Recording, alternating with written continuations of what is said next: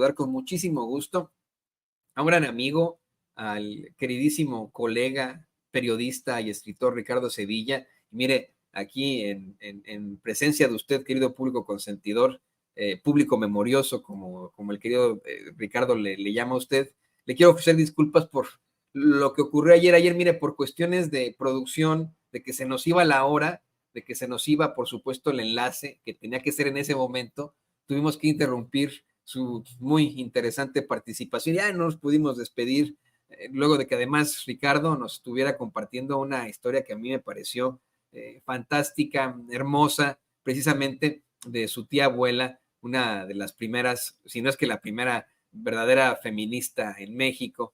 Y pues te saludo, te ofrezco disculpas, Ricardo, te saludo con mucho gusto. No sé dónde andes, pero se ve bonito por ahí. Querido Toño, público memorioso, efectivamente, fíjate que me encuentro en un café en el centro histórico de la Ciudad de México. Yo recuerdo perfectamente que cuando llegué a esta calle por primera vez, iba en compañía del cronista Carlos Monsiváis, y esta es una calle donde hay librerías de viejo. Ahora ya estas librerías son más o menos hipsters, les llaman ahora los chavos de este momento, y ya no son tan baratas estas librerías, he de decirlo con compunción. No te preocupes, estamos platicando de Juana Belén Gutiérrez de Mendoza. Yo diría efectivamente, Toño, público memorioso, que es la primera feminista, la que inauguró el diario Vesper, ahí junto con los hermanos Flores Magón.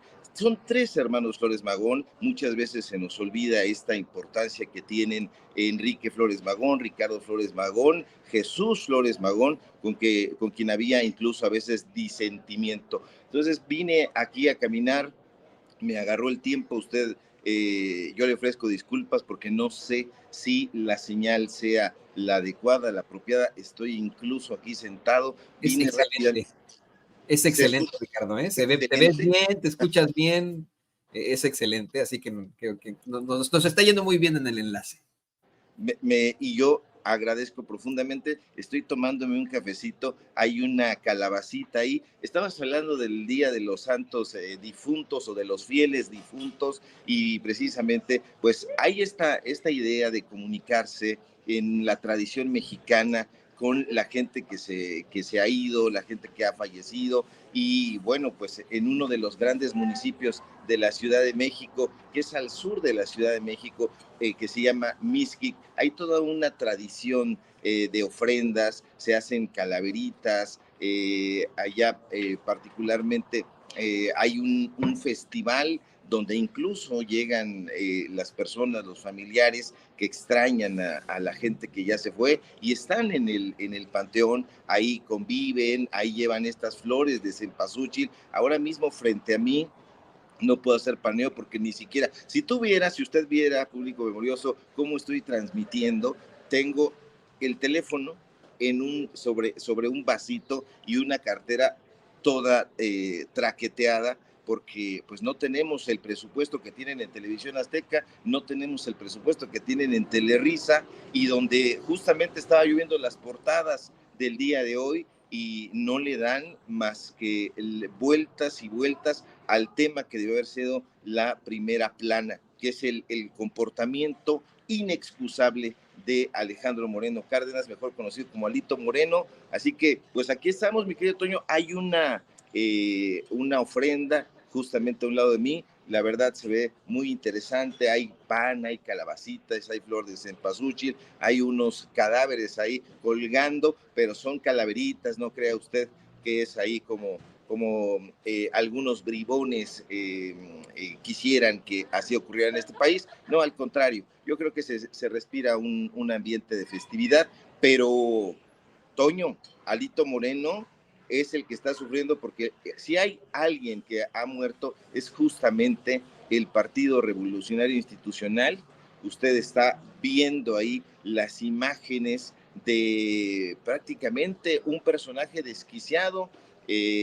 Mira, Toño, yo no sé si ya quieres que le entramos a ese tema o decirle a mi querido don David que nos grabe, o cómo va la cosa. Tú dame la pauta y le entramos por ahí. No, vamos a darle efectivamente, si quieres, exactamente, que nos grabe don David, que nos grabe Diana, porque son los dos que están ahí haciendo los cortes, y vamos a darle, ¿quieres que empecemos con el momento en el que Alito enloquece, en el que lo vemos ahí desencajado, enfermo, psiquiátrico o tal vez histriónico, agrediendo a Noroña?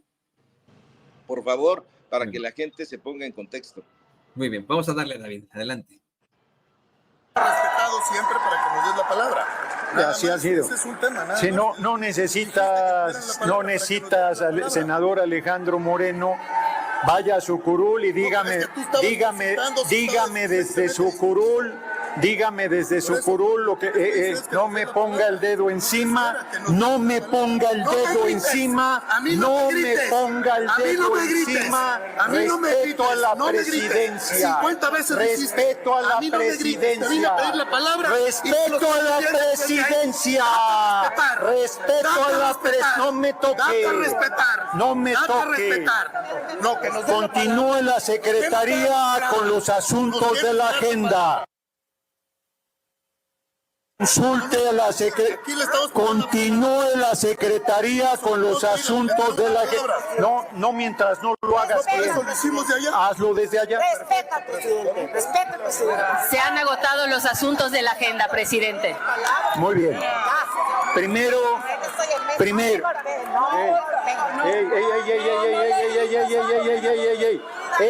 Senadora Transviño. A ver. Compañeras y compañeros. Tranquilas, compañeras. A ver, senadoras y senadores, yo he estado otorgando la palabra. La he estado otorgando a todo el que lo solicita. Y sin embargo, ha habido... Bueno, pues ahí dio sus motivos, querido Ricardo, se nos corta ahí la toma, pero efectivamente, híjole. Qué histriónico, qué psiquiátrico, exhibiendo la oposición de cuerpo entero. Te escuchamos, querido Ricardo. Toño, este comportamiento de Alejandro Moreno Cárdenas retrata de cuerpo entero y pútrido al Partido Revolucionario Institucional. Este es un hecho histórico. Decía Stephen Zweig que vivimos momentos estelares de la humanidad, pero hoy podríamos trasladarlo a la escena política mexicana. Vivimos momentos estelares en la historia de este país y uno de ellos es esto que acaba usted de presenciar. Para que tenga usted contexto, el presidente del Partido Revolucionario Institucional pierde los estribos, deja su curul y llega hasta donde se encuentra el presidente del Senado, de la mesa del Senado de la República Mexicana. Toño, nunca en la historia de ese partido político un personaje había dejado su curul para llegar y agredir a un político, independientemente de que estuviera de acuerdo o en desacuerdo con sus ideas. Pensemos nada más, Jesús Reyes Heroles, que fue presidente de ese partido político, hubiera perdido así la cabeza y hubiera dejado todo para ir a agredir de esa manera. Pensemos en Porfirio Muñoz Ledo, también podemos estar o no de acuerdo con estos personajes, pero nunca hubieran perdido la cabeza de esa manera y hubieran hecho lo que ha protagonizado Alejandro Moreno Cárdenas, un personaje absolutamente corrupto. Que no se nos olvide que las autoridades dieron a conocer que este señor que está usted viendo en su pantalla es dueño de una residencia de más de 46 millones de pesos que hizo en su gestión como gobernador. Un personaje corrupto, pero ahora hay que agregarle, Toño, que es un personaje agresivo, un actor político agresivo. Fíjate nada más, qué importante decir esto. Agrede a un senador, es el caso de Gerardo Fernández Noroña, pero él es el presidente del Senado. Imagínese usted qué es lo que va a suceder si este personaje va en la calle, va a agredir a una persona sin ningún tapujo. Es un personaje que ha dejado de lado el papel que debería tener cualquier político, que es trabajar precisamente a favor del pueblo e impulsar políticas públicas que beneficiaran a la población. Eso lo ha dejado a un lado, ha llegado, ha neceado, y eso habla de la descomposición, no solamente del PRI, sino también de la derecha. La derecha está desesperada, pierde los estribos, se enoja, se enardece y va, y prácticamente, fíjate nada más, si Gerardo Fernández Noroña se hubiera parado, él hubiera tenido el pretexto ideal que estaba buscando para incluso golpearlo. Entonces no podemos permitir que un personaje como Alejandro Moreno Cárdenas, tenga ese tipo de actitudes, porque es un representante ante todo de una cierta población de la derecha, sí, pero es un representante finalmente de una porción del pueblo y está agrediendo un personaje que adicionalmente pues ha protagonizado diferentes polémicas, un sujeto truculento, un personaje que no debería de estar al frente de ese partido político, pero bueno, lo decíamos en participaciones pasadas, un sujeto que está viendo que se hunde el barco, está desesperado y trata de agarrarse con uñas y dientes, con garras y colmillos, y así la derecha completamente desquiciada, desesperada, y hay que tener cuidado con eso, Toño. Sí, hay que tener cuidado con lo que está planteando esta derecha, incluso en el nivel de buscar, de la forma más desafortunada, un golpe de Estado. ¿Por qué no hablamos un poco más de eso, querido Ricardo? Yo sigo muy preocupado, le pido al equipo que nos grabe, de que no solamente se trató de un loquito, un pinche loquito en los espacios del Cacarraqui diciendo, ¡ay, queremos un golpe de Estado! Como Ferriz, ¿no? Ferriz de Con o su hijo, el degenerado ese. No, tenemos a uno de los principales operadores, instrumentadores de incluso estratagemas jurídicas en contra de la Cuarta Transformación. El exministro José Ramón Cosío, ayer le llamamos peón de Claudio X González, pero efectivamente pues es quien con pues toda su fuerza política y jurídica lleva a cabo una serie de amparos, consigue amparos en contra de las obras estructurales de la Cuarta Transformación, además de que se habla de cómo se ha reunido con personajes desestabilizadores de Brasil, de Argentina, y es él quien en la radio nacional sale a decir que podría haber un golpe de Estado. Creo que esto se tiene que analizar hasta las últimas consecuencias, querido Ricardo.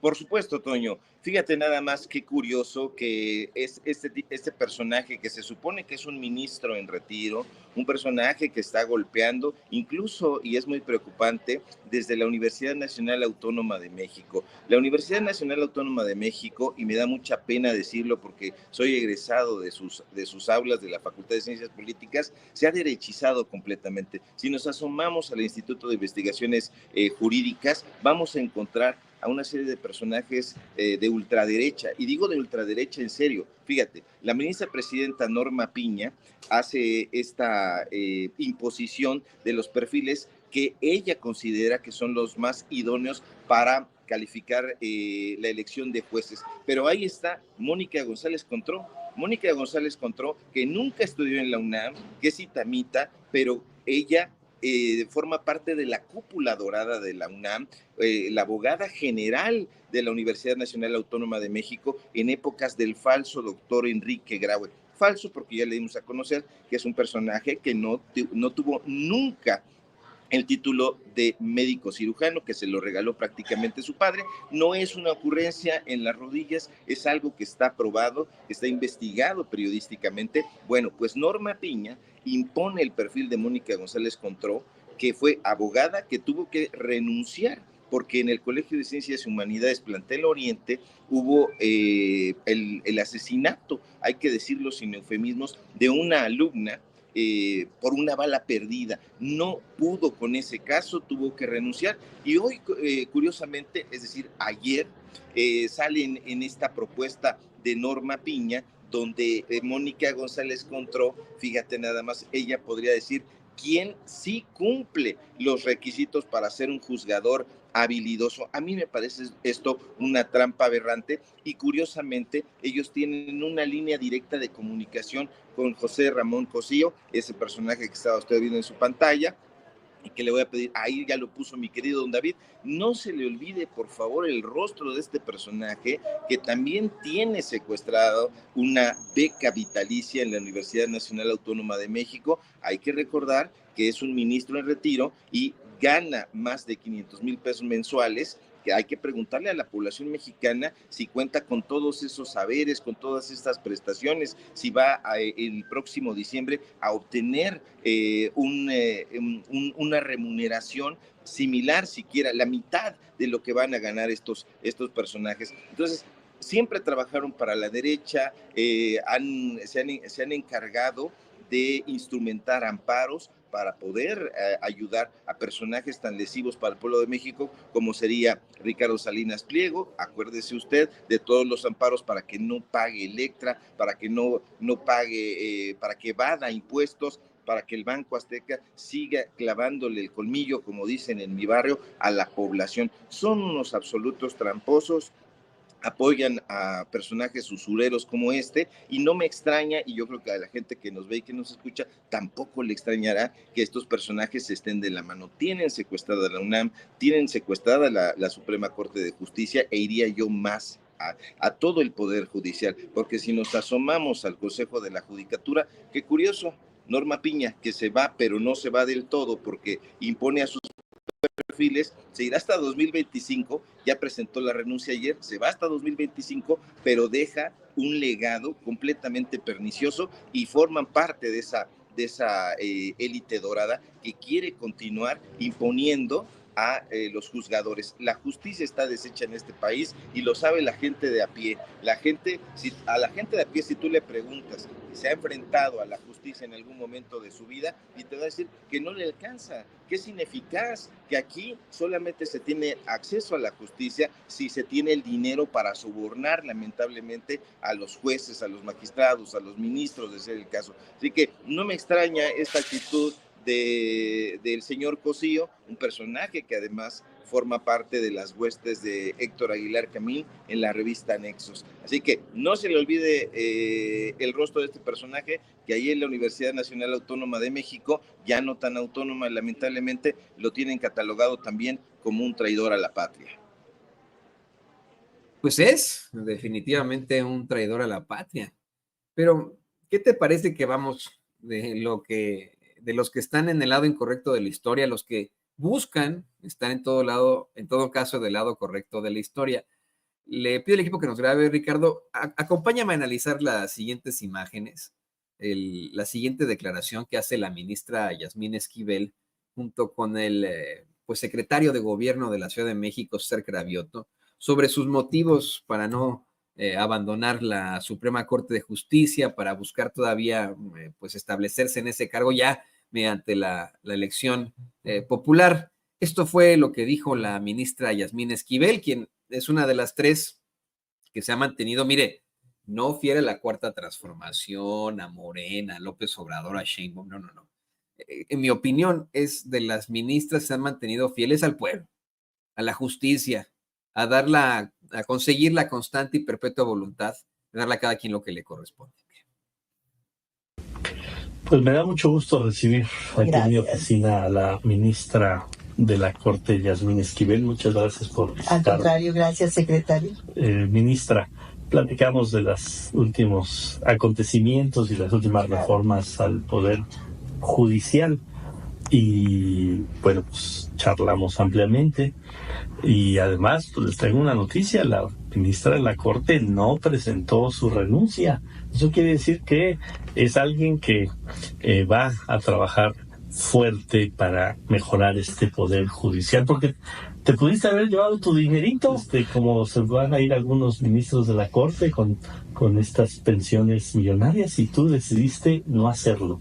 Pues voy a participar. Efectivamente decidí no declinar, decidí continuar para poder llegar a la boleta en el próximo proceso, pero aquí lo más importante es que tengamos una justicia de puertas abiertas, una justicia cercana a la gente, y por eso estoy participando en el próximo proceso, en donde se llevará a cabo la votación el primer domingo de junio, que es el 1 de junio. Ahí estamos en este tiempo. Son tiempos de cambio, tiempos de transformación, y todas las transformaciones traen convulsiones, traen este tipo de movimientos importantes. Efectivamente, ayer 8 de mis compañeros tomaron la decisión de declinar. No fue mi caso ni el de otras 2 compañeras ministras, pero sí, pues vamos a continuar para poder servir a los mexicanos desde la Suprema Corte de Justicia de la Nación. Pues qué bueno que hay integrantes tan relevantes del Poder Judicial que creen en la democracia directa. Ojalá también haya muchos magistrados, muchos jueces que decidan que sean los ciudadanos los que definan a quienes queremos como nuestros juzgadores. Pues mucha suerte, ministra. Muchísimas y gracias. Mi reconocimiento siempre a tu trabajo, a tu labor. Gracias, señor secretario. Igualmente me da gusto saludarte hoy en tus oficinas y platicar todos estos temas. Gracias. Gracias. Por cierto, que quien reconoció a Ricardo Sevilla, bueno, fue la misma ministra Yasmín Esquivel hace un par de días. Lo reconoció ahí físicamente y lo reconoció por su trabajo periodístico. ¿Qué te provocan estas declaraciones de la ministra Yasmín Esquivel, querido Ricardo? A mí me entusiasma mucho, Toño, sobre todo una parte medular. La ministra Yasmín Esquivel habla de que la Suprema Corte de Justicia tendría que tener una justicia de puertas abiertas. Y esto no es solamente una metáfora, porque si nosotros acudimos a la Suprema Corte de Justicia de la Nación y vemos o tratamos de entrar al edificio sede que está en la calle de Pino Suárez, nos vamos a encontrar con que esas puertas pesadísimas están cerradas. Y eso es más que una metáfora, Toño, es una triste realidad. La justicia para el pueblo de México, infelizmente, está vedada a la población en general, y esas puertas se tienen que abrir, y no solo metafóricamente, sino en la realidad. Hay 3 ministras que efectivamente, como tú bien apuntas, han estado trabajando, impulsando esta transformación necesaria. Una de ellas es Yasmín Esquivel, la otra es Elenia Batres, mejor conocida también como la ministra del Pueblo, y Loreta Ortiz Alf. De los 11 ministros, 8 renunciaron y se quedan, fíjese usted nada más, 3 mujeres, y ellas van a buscar el voto popular. La pregunta sería, Toño, ¿por qué los ministros que se fueron con todos sus saberes, es decir, con todas esas prestaciones millonarias, se van al retiro o no? Porque también podrían seguir participando en política, y yo creo que lo van a seguir haciendo, tal como Norma Piña está tratando de imponer esos perfiles. Ellas no. ¿Por qué le tienen tanto miedo estos 8 personajes a la democracia? ¿Por qué le tienen tanto miedo a las urnas? ¿Por qué le tienen tanto miedo al sentir del pueblo? El pueblo está viendo el trabajo que están realizando y se da cuenta de que hay un vacío enorme, y ese vacío no tiene que ser colmado con sandeces, sino con un trabajo profundo, de la mano de esta constitución, porque este texto constitucional, lo hemos dicho, ya no es una reforma al Poder Judicial, sino un texto constitucional vigente. Tiene que venir ahora sí una reforma a las fiscalías, porque se están pasando los casos, y si no tienes lana, simple y sencillamente no puedes acceder a la justicia. Entonces yo veo muy bien esta propuesta que hace Yasmín Esquivel, que se la hace a César Cravioto, me parece muy bien. Una justicia de puertas abiertas es lo que está pidiendo la población, pero como viven en una burbuja de privilegios no se dan cuenta. Si caminaran las calles de esta ciudad, si caminaran las calles y las colonias de este país, se darían cuenta de la ausencia de justicia que hay en toda la nación, y reconocerían que tiene que haber una urgente renovación de la justicia mexicana. No es solamente la Suprema Corte de Justicia, el Consejo de la Judicatura, los juzgados federales, en el Tribunal Electoral del Poder Judicial de la Federación, donde se tiene que instrumentar ya este texto constitucional, sino se tiene que instrumentar en todos los ámbitos del sistema judicial. El sistema judicial, hasta este momento en el que me estoy tomando mi cafecito, está podrido, está gangrenado, y eso se tiene que acabar. Va a haber la resistencia de personajes como Norma Piña hasta el último día, van a tratar de dejar de imponer a sus herederos, pero no lo van a conseguir, porque el pueblo va a decidir en las urnas que estos personajes simple y sencillamente no van a pasar. Sacamos un hilo en la red social de X, antes Twitter, donde dimos a conocer los perfiles que quiere imponer Norma Piña. Yo ahí, si me permites el comercial, voy a pedirle a la gente que revise estos hilos que vamos subiendo para que se informe con datos duros y no con ocurrencias. Yo creo, a mí me parece, tengo la intuición, tengo la sospecha. No, si usted va a acceder al periodismo, que sea a través de las investigaciones periodísticas y no de las ocurrencias, no de los chistoretes. Podemos ser muy irónicos, podemos ser muy sarcásticos, pero si no viene eso acompañado de la información dura, entonces simple y sencillamente estamos perdidos. Así que ahí la invitación, mi querido Toño. Invitación absoluta para pues seguir en esta lucha, que ya no es lucha, ya más bien estamos cerca de consolidar verdaderamente un buen poder judicial para todos los mexicanos. Ricardo, ya para cerrar y aprovechando que es un viernes, que estamos cerca del fin de semana, que es un fin de semana relacionado a estas fiestas tan importantes para los mexicanos, el Día de Todos los Santos, el Día de los Fieles Difuntos, y que pues bueno, tú generalmente tienes una gran cultura. Quería compartir contigo este video que nos mandaba desde hace rato Vicente Serrano. No lo podemos poner con audio por cuestiones de copyright, pero que pues no sé si quieran irlo tirando, don David. Se puede, no trae música, pero trae audio, ¿verdad, David? Ok, bueno, vamos a correrlo y lo platicamos con el queridísimo Ricardo Sevilla.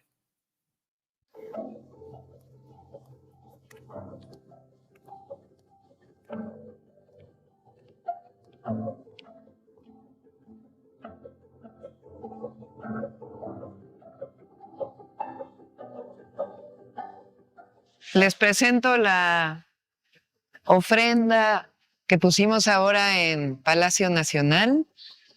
Nos ayudaron artesanos y artesanas, lo hizo la Secretaría de Cultura y está dedicada a las heroínas de la patria.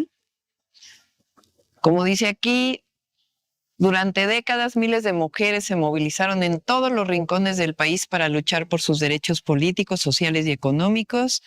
El reconocimiento de la ciudadanía plena fue una de las principales banderas.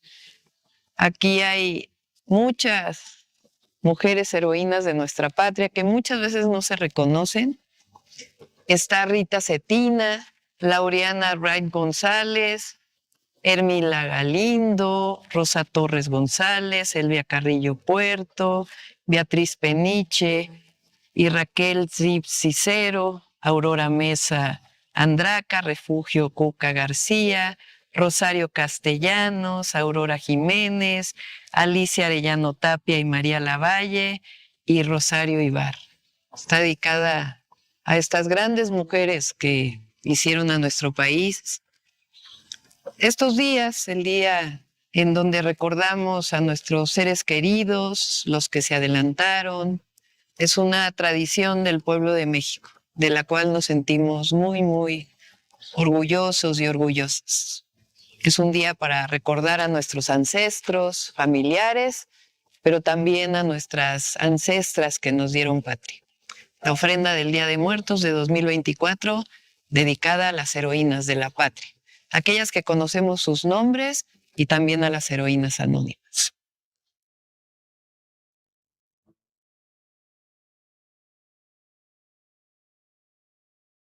Pues ahí lo tiene usted, qué bonito.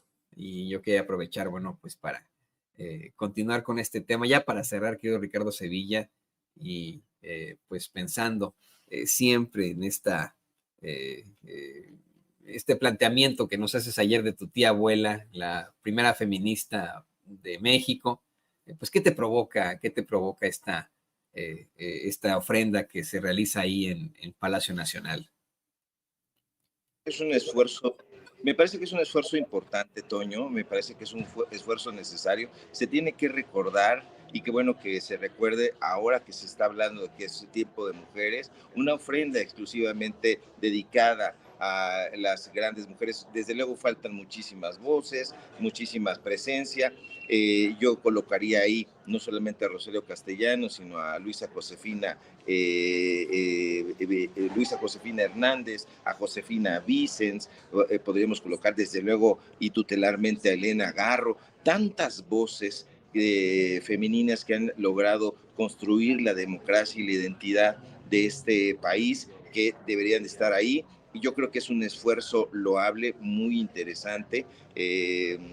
Generalmente pues son ofrendas dedicadas a los héroes que nos dieron patria y libertad, así se dice en el eslogan, pero qué importante que sea ahora un altar dedicado a las heroínas, muchas de ellas en la marginalidad, sin el reconocimiento adecuado, y creo que en ese sentido pues el gobierno pues está haciendo un trabajo destacado. Ojalá y continúe siendo de esa manera. Me parece muy relevante que así se lleve a cabo. Y bueno, pues ya yo quisiera que también hubieran incluido ahí a Juana Belén Gutiérrez de Mendoza, a la tía, para ver si también le colocamos unas flores de cempasúchil, pero indudablemente estará en el corazón de muchas personas que la recordamos e indudablemente estará en el altar que nosotros le dedicaremos en casa y que ya tiene desde hace mucho tiempo en el corazón de nuestras vidas.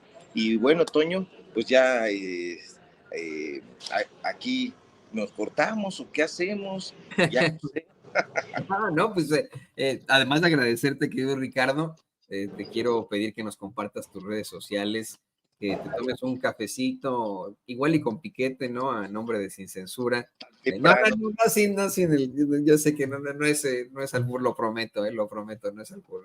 Con alguna bebida espirituosa, ya se acerca el mediodía y se baleo. Y fíjate que estaba revisando muchísimo sobre la tradición del Día de Muertos y encontré por ahí que estos días durante la colonia y ya avanzado la época independentista e independiente de México, se utilizaban para la borrachera multitudinaria, ¿no? La borrachera social, al grado de que incluso durante la colonia la Iglesia Católica intentó prohibir beber en los panteones el 1 y 2 de noviembre, porque se acostumbraba de verdad a ponerse una guarapeta de esas buenas en los panteones, hombres y mujeres, pues obviamente, ¿no? En medio del recuerdo de esos que se fueron y que extrañamos tanto. Y eso así era al principio, después hubo más cambios en nuestras tradiciones y etcétera, pero antes sí eran unas ahí buenas. Así que, pues te mando todo mi cariño, nuestro agradecimiento, tenemos que compartas tus redes sociales y que por favor, pues te mantengas cercano para cualquier situación por ahí en Sin Censura. ¿Va a haber esta noche datos duros? Fíjate que hoy nos va a tocar grabar en el estudio, mi querido Toño, y no sabemos si nos dé la vida para poder conducir el programa, pero varias cosas antes de cerrar. Primero que nada, acuérdate que, como decía José Alfredo Jiménez, la vida no vale nada, e incluso eso lo sabía Carlos Fuentes, que en la novela La muerte de Artemio Cruz abre la historia de esa importantísima novela con esa canción. Él le pone canción popular mexicana, pero quienes sabemos estamos en el entendido de que se refería al gran José Alfredo Jiménez y que le cantaba precisamente a la muerte, a la ausencia, al sentimiento, a la nostalgia. Y bueno, síganme por favor en mis redes sociales, en X, @SevillaCrítico, en Facebook Ricardo Sevilla, y nada más. Síganme por favor en paralelo24.mx, donde estamos presentando justamente reportajes de investigación especial. Sígueme por favor en los datos duros. Hoy no sabemos si nos dará la vida para conducir el programa, y síganos desde luego aquí en La Familia Sin Censura, donde pues tenemos, ¿para qué queremos un foro si tenemos ahí a toda esta gente linda alrededor y avanzando democráticamente en la Ciudad de México? Te mando un fuerte abrazo, mi querido Toño, al público que nos ve y que nos escucha, al público memorioso, y estamos pendientes a la información. Pues estamos pendientes, querido Ricardo, te mando también un abrazo y pues qué buenas siempre las aportaciones del periodista y escritor Ricardo Sevilla aquí en Sin Censura. Muchas gracias, Ricardo. Gracias a ti. Bueno, mire, estamos